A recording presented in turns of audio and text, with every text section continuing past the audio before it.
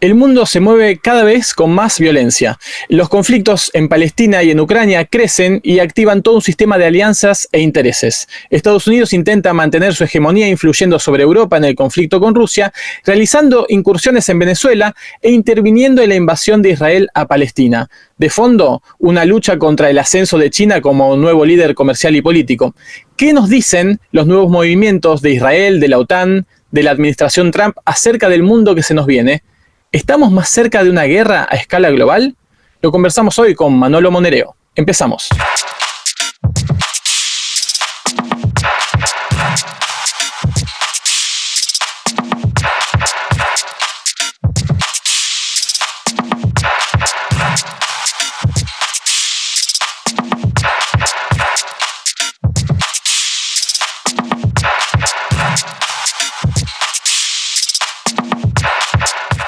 Y ya estamos con Manolo Monereo, él es abogado y político español, ex diputado por Unidas Podemos y autor de diferentes libros sobre geopolítica.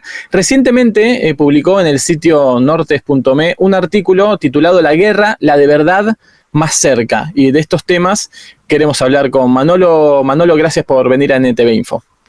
Gracias a vosotros. Bien, empecemos por allí, en términos generales. Ya iremos en la minucia, iremos profundizando en cada tema, pero en términos generales, los movimientos que vemos ¿nos están acercando a una nueva guerra mundial, a un conflicto a gran escala?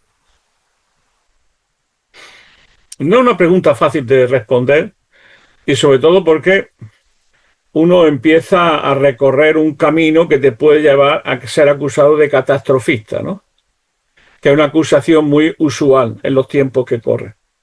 Yo suelo decir que la catástrofe está en la realidad. Vamos a ver. Hay muchas maneras de ver este problema, ¿no? Quizás lo más importante es saber en qué momento histórico estamos, porque si no, los datos te bailan, ¿no?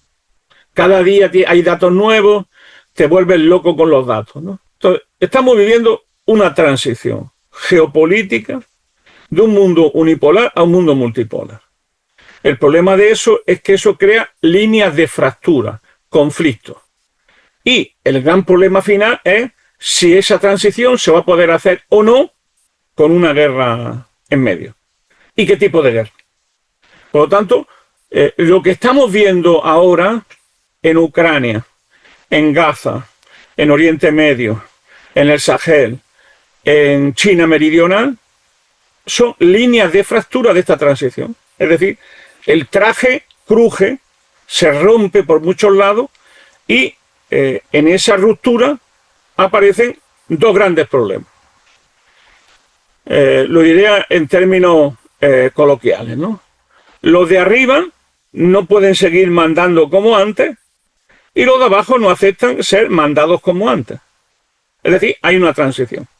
En esa transición lo que estamos viendo es una lucha entre lo viejo, que no acaba de morir, o que ha muerto y no lo sabe, y lo nuevo que no acaba todavía de emerger, de aparecer, de tener vida dominante.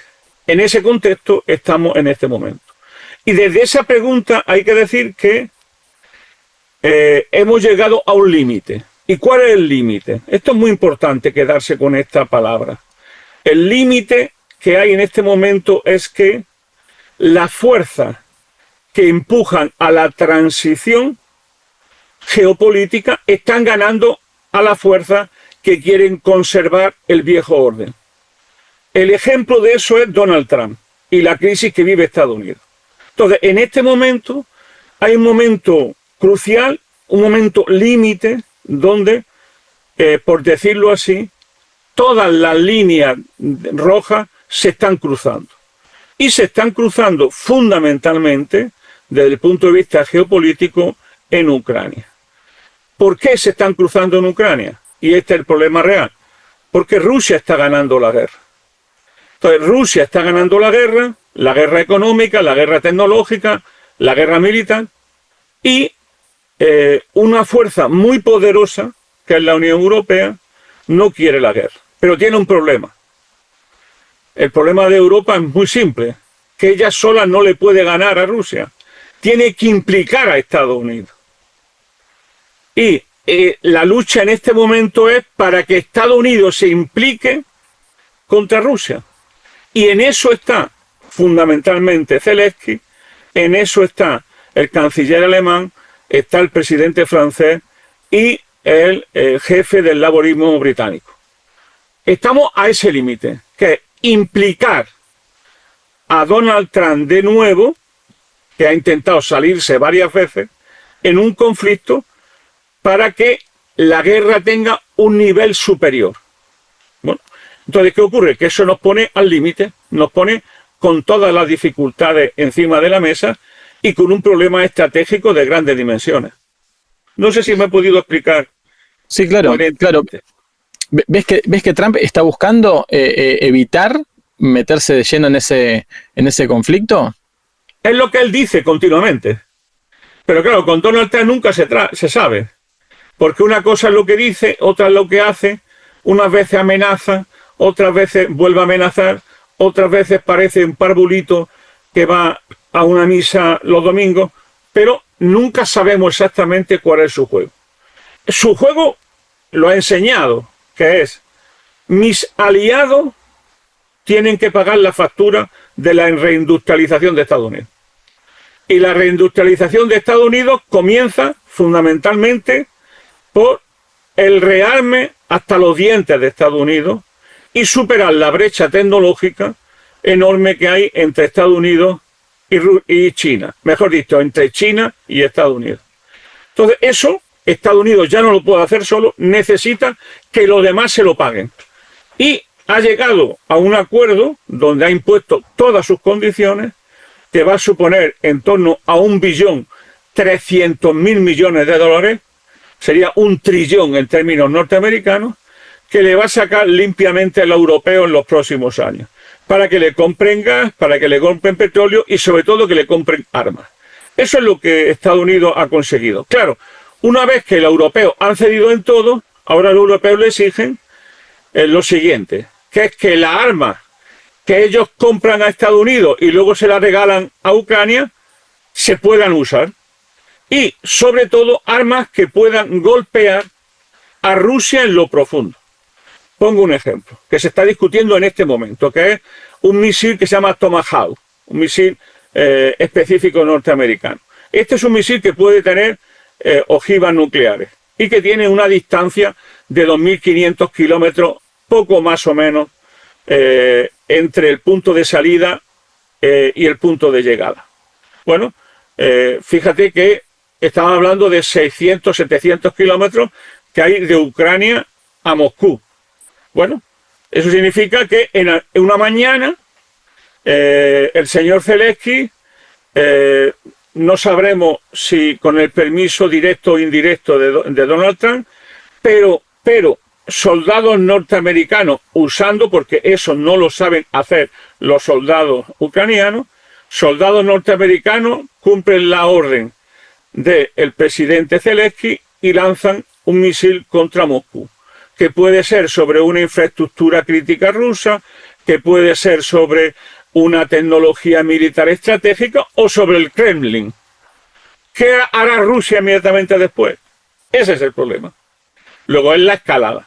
¿Qué ocurre cuando tú vas escalando y hay una desigualdad de fuerzas tan grande entre la Ucrania y Rusia, y además Rusia es una potencia nuclear? ¿Qué ocurre cuando tú escalas con Rusia? Ese es el problema que hay desde que comenzó el conflicto después del Euromaidán en el 2014 y Rusia.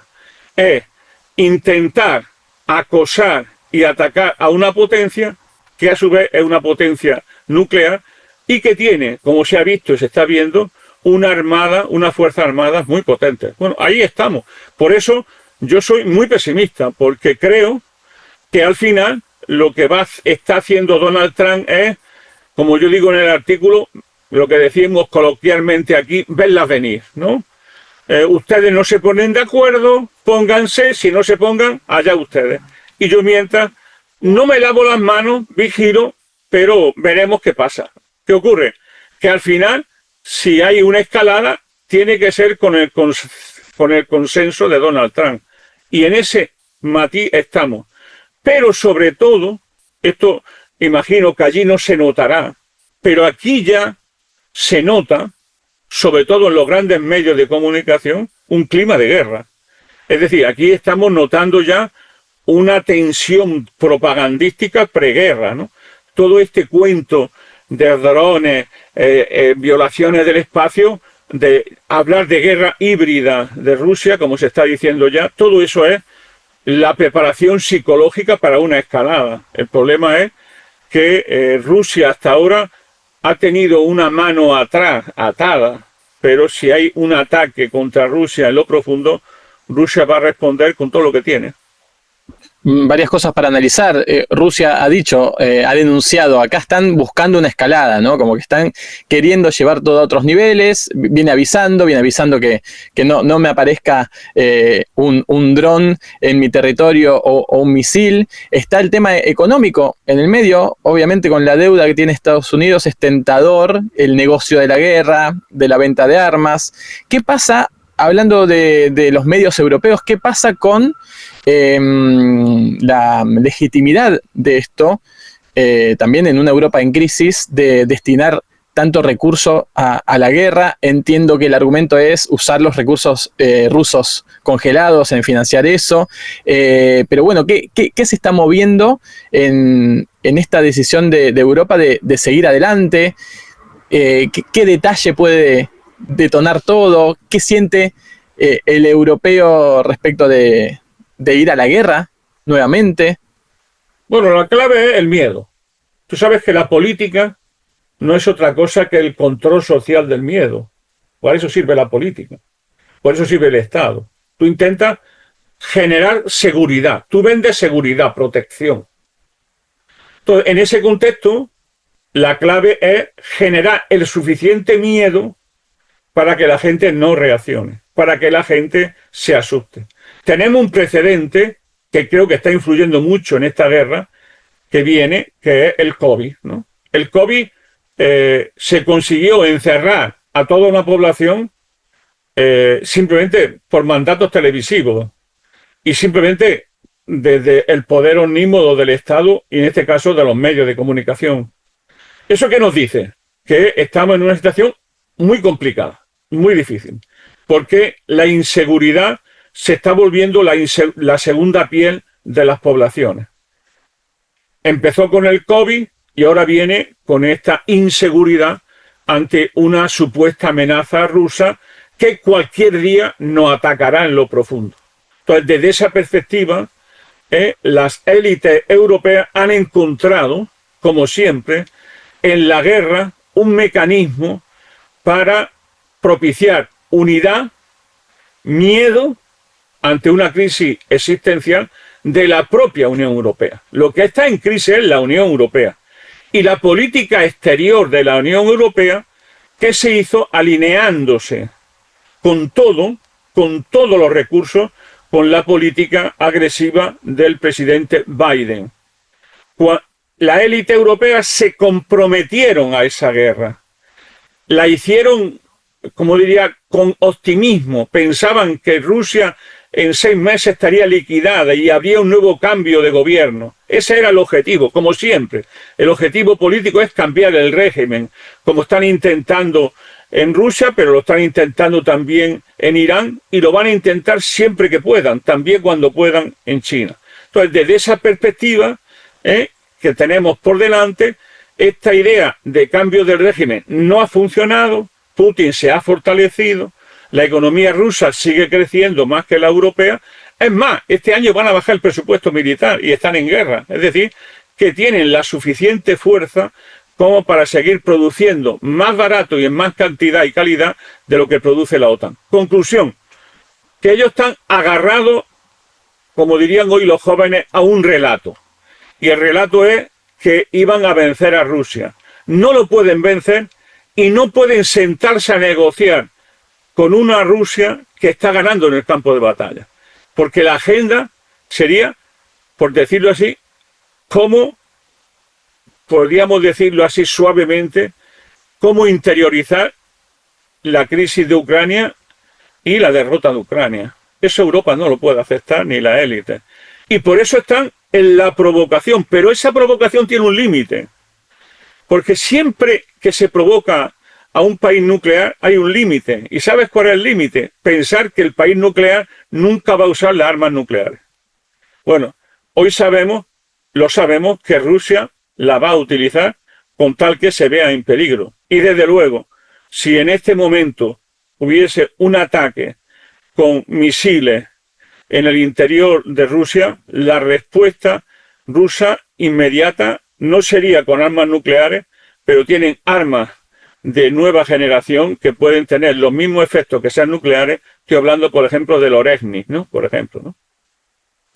Rusia se está encargando de dejar bien en claro que está evitando hacer lo que puede hacer y que las provocaciones no van a ser gratuitas, y Europa sigue escalando en provocaciones. En el medio, las sanciones, que parecen no hacerle tanta cosquilla a Rusia, las sanciones repetidas que la Unión Europea le impone a Rusia, y Rusia, como decís, sigue creciendo. ¿Qué tiene que pasar para evitarse esa escalada? ¿Ceder parte de los territorios que se oficialicen como rusos, Crimea y otros? Es simplemente sentarse a negociar. Y sentarse a negociar es que los que se sientan a negociar tienen que plantearse que un 20% del país volverá a Rusia, porque siempre lo ha sido rusa, desde la Rusilla al Donbass, pasando por otros lugares que son fundamentales como Crimea, que es históricamente una parte fundamental. Claro, sentarse a negociar un tratado de paz y de seguridad entre Ucrania y Rusia en la derrota, eso tendría consecuencias terribles para Zelensky y haría que la élite europea aparecieran de cara a la opinión pública como lo que son unos aventureros que pensaban ganar una guerra en 3 días y la están perdiendo. Y en el fondo habría un dato fundamental. ¿Qué es lo que hace que Donald Trump se sale pero no se sale de la guerra? Que esto obligaría a una nueva arquitectura de la seguridad en Europa, que ya no sería sobre las bases de la hegemonía unipolar de Estados Unidos. Y eso para la élite europea es muy importante. Una nueva arquitectura significa que hay que contar con Rusia, que hay que negociar con Rusia, que no se la puede hostigar permanentemente y sistemáticamente. Y eso la élite europea no están dispuestos a consentirlo. Por eso nos van a llevar al límite. Pero hemos llegado al límite. Y hay gente como el canciller Merz que dice que hay que dar un paso hacia adelante. Entonces, ante eso, estamos en una situación, yo diría que dramática, aunque la élite y las poblaciones europeas no lo saben. Ahora, hablabas de estas líneas de fractura que crujen cuando cruje la hegemonía, el liderazgo de Estados Unidos y la hegemonía mundial, y pensaba qué curioso los ciclos de la historia, si esto acaso existiera, que estamos a las puertas o ante el riesgo de una nueva guerra mundial, y también en presencia de un proceso de genocidio enorme, como hace unas 8 décadas o 9 que no ocurría. Y a eso te pregunto, estas líneas de fractura, ¿de qué modo se comunican? Y vamos a conversar un poco sobre Gaza, sobre Palestina, sobre Israel. Cuando se active algo, se activan todas estas líneas de fractura y estos sistemas de alianzas y de intereses. ¿Cómo ves entonces el rol de Israel en esta cuestión y lo que está pasando en Medio Oriente? O sea, lo del genocidio del pueblo gazatí, que es parte del genocidio global del pueblo palestino, es porque el pueblo palestino, por decirlo así, es un obstáculo fundamental para la reordenación del espacio geopolítico de Oriente Medio bajo hegemonía israelita norteamericana. Sin eso no se explica nada. Ellos son un obstáculo, un freno a lo que se llamó la paz de Abraham, lo que se fue articulando y que es un intento de situar un nuevo poder en la zona, que es el Gran Israel, con los sionistas revisionistas a la cabeza, que es lo que representa Netanyahu, que buscan una alianza estratégica con los viejos poderes sobre todo de Arabia Saudita y de los aliados de Estados Unidos en la zona. Se trata de articular un tratado, una reordenación del espacio geopolítico donde los elementos claves sean una alianza entre Israel y los estados árabes más importantes de la zona, con Arabia Saudita y Egipto en el eje. Entonces, en ese momento habrá una reordenación del espacio. ¿Y qué significa la reordenación del espacio? Dos cosas. Poner fin a la presencia de los palestinos en el Gran Israel, o sea, en la tierra de Palestina, y por otro lado, acabar con Irán. Irán es el mayor obstáculo para esa reordenación del espacio. Y las dos cosas están unidas. Como lo saben los iraníes, lo sabe Hezbollah, lo saben Ansar Allah, los yemenitas, y lo saben todos los que están, por decirlo así, en el frente de la resistencia, que es que acabar con el pueblo palestino y acabar con Irán es una misma estrategia que siempre tiene por delante a Netanyahu, al Likud, a este sector más duro del sionismo, que es el sionismo revisionista. Y eso es lo que hay detrás. Es decir, la masacre diaria que vemos no es nada más que el afán por parte de Israel de poner fin de una vez por todas a la presencia de un Irán que cada vez es más fuerte y que lo único que le queda para ser una potencia, dicho así, en paridad con Israel, es que tenga la misma bomba atómica que tiene Israel y que no tiene Irán. Porque no lo olvidemos, según el SIPRI, el Instituto de Paz de Estocolmo, Israel puede tener en torno a 90 ojivas nucleares disponibles para el uso. Entonces, fijaros qué paradoja, ¿no? Hay un país, Israel, que se opone al uso pacífico nuclear por parte de Irán y es una potencia A, que no ha firmado el Tratado de No Proliferación, y B, no admite la presencia de observadores extranjeros viendo su bien organizada y articulada presencia nuclear. Bueno, estamos ante la ley del embudo y entonces ante esa ley del embudo lo único que tenemos por delante es que para esta operación organizada y dirigida desde Israel con el apoyo estratégico de Estados Unidos, bien sea Biden, bien sea Donald Trump, el obstáculo más grande es el pueblo palestino e Irán. Ahora, ¿hay posibilidades de detener esta masacre? Cada vez hay menos apoyo, aunque sea simbólico o discursivo, de lo que está haciendo Israel en el mundo, cuando las potencias se lo dejaban pasar o hablaban del derecho de Israel. Ahora ya no lo están haciendo. Hay medidas de algunos gobiernos europeos de limitar sus relaciones con Israel. Ahí también está la variable, y te lo pregunto, de la actitud de Trump, que también es ambigua, como en el caso de Ucrania. Propone un plan de paz, pareciera buscar el fin del conflicto, un plan de paz muy atravesado por intereses económicos, pero por otro lado sigue apoyando a la administración de Netanyahu. ¿Hay posibilidad de que esto termine pronto, que esta masacre, que no haya más muertes? ¿O el plan es ir a fondo y continuarlo y no hay nada que lo limite? También ahí, hablando de la arquitectura y la gobernanza mundial, ¿qué está pasando con esto? ¿No se puede frenar?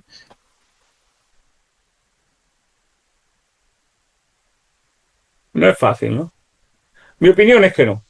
Lo digo con toda franqueza. De lo que sabemos de este plan es que es, por un lado, una carta a los Reyes Magos, en este caso a los Reyes de Oriente, y por otro lado es la conclusión del fin del pueblo palestino. Es que tarde o temprano los palestinos no serán un sujeto político en su tierra. Esa es la clave de toda esta historia. Entonces se exige la rendición de Hamás. Supón que Hamás acepta la rendición. ¿Eso qué significa? ¿Eso qué significa? un gobierno sin palestinos, un gobierno con la autoridad palestina, pero se acaba de decir el mismo Netanyahu 5 minutos después de firmar el acuerdo con Donald Trump que no va a reconocer un segundo Estado bajo pase lo que pase. Entonces, ¿de qué se trata? De lo que se trata es de dos caminos. Uno es simplemente masacrar a los palestinos y otro es expulsarlo y masacrarlo a medio plazo y a largo plazo. O convertirlo en mano de obra barata para los planes egregios que el señor Donald Trump está imponiendo. Y luego, también quiero decir que estoy harto y aburrido de los gobiernos, entre ellos el español. Muy aburrido de esto. ¿Por qué? Porque de verdad, esto de el reconocimiento de la soberanía palestina, ¿de qué territorio? Si ya no tienen territorio. ¿De qué zona? Si lo único que les queda es un poquito de Cisjordania, que cada vez están más, ¿cómo diría yo?, más enrocados, sobre todo la base armada de los colonos israelitas contra lo que va quedando de eso que se llamó la autoridad palestina. No nos engañemos. El problema real que no se resuelve ni con este plan ni con los anteriores es: ¿se va a seguir masacrando a los palestinos? ¿Se va a seguir una política de genocidio programado y planificado con la complicidad de las élites europeas? Porque de nada sirve reconocer un Estado sin territorio. ¿Qué? ¿Van a ir las Fuerzas Armadas de la OTAN a recuperar el territorio y luego entregárselo lindamente a los palestinos? Por favor, por favor. Todo esto son patrañas. ¿Por qué? Porque ¿por qué están los gobiernos respondiendo? Por la presión de la opinión pública que se está movilizando. Eso es lo que está, y lo que hacen los gobiernos siempre es lo mismo, ¿no? Aparentemente recogen la reivindicación, pero por otro lado, políticamente la neutralizan. ¿Qué es lo que está pasando en este momento? No sirve para nada reconocer la soberanía palestina si no se acaban las masacres. Y las masacres solamente se acabarán con un boicot sistemático contra el gobierno israelí. Boicot tecnológico, boicot comercial, boicot militar. Si eso no se hace, si ese boicot no se hace, pues seguiremos viendo lo que ya estamos viendo hoy. Por la mañana se firma un acuerdo y por la tarde dice Netanyahu: ojo, que nunca habrá un Estado palestino. Bueno, eso es lo que nos tiene acostumbrado el señor Netanyahu. Te planteo un tema más, Manolo, que son los movimientos militares de Estados Unidos en el Caribe. Ahí también, ¿qué relación tiene con todo este sistema que convulsiona de la hegemonía mundial, las amenazas o la cercanía con Venezuela, cómo se empiezan a activar alianzas en el Caribe? ¿Cuál es el móvil de todo esto detrás? ¿Si es el petróleo o es mantener la hegemonía sobre América Latina, que es lo que augura auspicioso poder para Estados Unidos, y qué alcances puede tener? Te pongo un ejemplo argentino, ¿no? O sea, la clase dominante argentina saben que la última ratio de su poder es la embajada norteamericana en Estados Unidos. Eso es lo que se olvida siempre. Es decir, las burguesías, la oligarquía dominante en América Latina saben que su dominio está garantizado en último lugar por Estados Unidos y por la Sexta Flota. Eso lo saben perfectamente. Y cada embajada que tienen es un lugar de organización de ese poder y de su control sobre los medios de comunicación, de su control sobre los servicios de seguridad, de su influencia en el aparato militar. Ellos saben que desde hace muchos años Estados Unidos es la garantía de su poder. Porque al final las élites tienen miedo a sus pueblos, tienen miedo a la conciencia de sus pueblos, tienen miedo al voto, tienen miedo a que, como dijo una vez Vargas Llosa, la gente votara mal y vota a la izquierda. Entonces, ante eso, lo que estamos viviendo ahora, ¿qué es? Es el renacimiento, después de varios ciclos progresistas en América Latina, de la burguesía que buscan la alianza y el compromiso con Estados Unidos. Milei es parte de eso. Pero esto mismo, lo que está pasando en Ecuador, lo que seguramente pasará en Chile. Y por otro lado, para Estados Unidos, siempre la fuerza de su poder depende fundamental y necesariamente de su reserva estratégica, que es América Latina. ¿Y qué busca Estados Unidos? El poder económico en América Latina, el poder sobre los recursos de América Latina. Hombre, van a dejar pasar la posibilidad de intervenir, como llevan años haciéndolo en Venezuela, que es el país con las mayores reservas conocidas de petróleo en el mundo. Estados Unidos, que tiene una insaciable apetito de productos petrolíferos en el mundo y del control sobre los mismos, para Estados Unidos es decisivo controlar eso. Y lo van a hacer de una manera directa o indirecta, por las buenas o por las malas. Y se han inventado esta maravilla de la guerra contra el narcotráfico, que lo han hecho siempre, para poder intervenir activamente en América Latina. En esa estamos.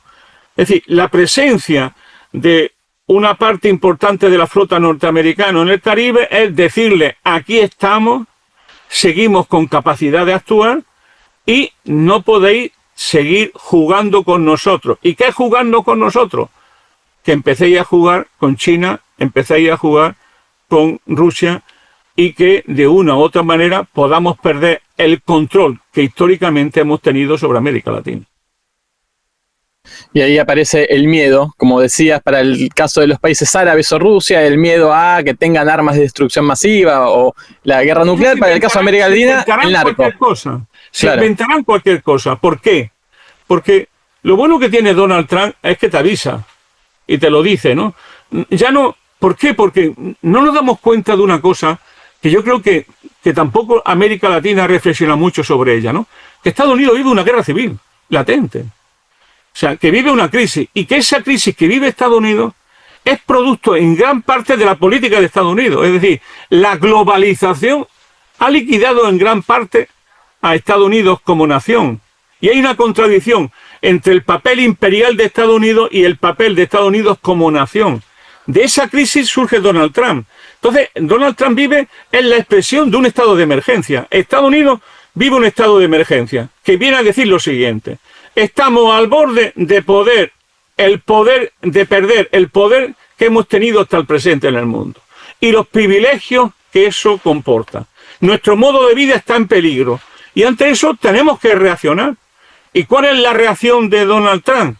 Poner encima de la mesa la necesidad de reforzar el Estado norteamericano, de reforzar su capacidad económica, su capacidad tecnológica y su capacidad militar. Lo ha dicho el secretario, no ya de defensa, sino el secretario de guerra de Estados Unidos, recientemente, cuando se reunió delante de prácticamente la mayoría de la oficialidad norteamericana. Y les dijo eso: hay que estar preparados para la guerra y para vencer. Y esa es la clave de Estados Unidos en América Latina. Quien piense que lo de Estados Unidos son juegos florales, no. O sea, Milei no es un juego floral de Estados Unidos. Milei es una alianza estratégica entre las élites, el poder económico argentino y Estados Unidos, para preservar el orden dominante en el mundo y específicamente en América Latina. Quien no entiende eso, no entiende en qué mundo está. Manolo, muy claro como siempre, te agradecemos que nos eches luz sobre estos temas. Volveremos a conversar porque son cambiantes, van a haber muchas novedades y necesitaremos entenderlas y analizarlas con vos. Pues nada, nos vemos próximamente y mucha suerte. Que falta no hace. A ustedes. Así es. Así es. Y de ustedes nos despedimos. Hasta la próxima entrevista. Sepan, como siempre, que pueden dejar su comentario, compartir este video si les interesó y seguirnos en las redes de NTV Info para acceder a las 5 noticias diarias y a nuestros contenidos de análisis de la política mundial. Hasta la próxima.